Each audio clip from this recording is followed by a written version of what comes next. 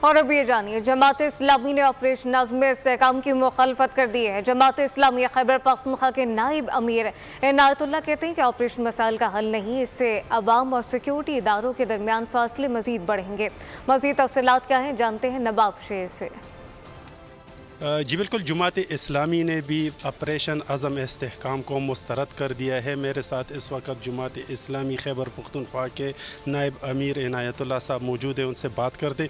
जी, आप लोग क्यों ऑपरेशन की मुखालफत कर रहे हैं?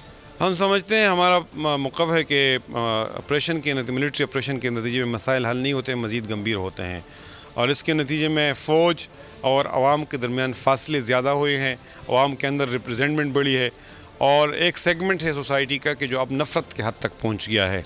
और 2008 से मुसलसल जब ऑपरेशंस शुरू हुए मिलिट्री ऑपरेशंस, बल्कि 2001 में मिलिट्री ऑपरेशंस का आगाज़ हुआ जो अमरीकियों ने किया, जिसको ऑपरेशन एंडीवरिंग फ्रीडम या कोई नाम दिया गया था, वही ऑपरेशन अफ़गानिस्तान में भी चल रहा था लेकिन इधर भी चल रहा था।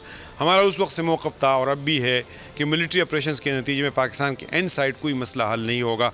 इसलिए हम मुतालबा करते हैं कि कोई मिलिट्री ऑपरेशन शुरू ना किया जाए, इसकी मुज़ाहिमत की जाएगी।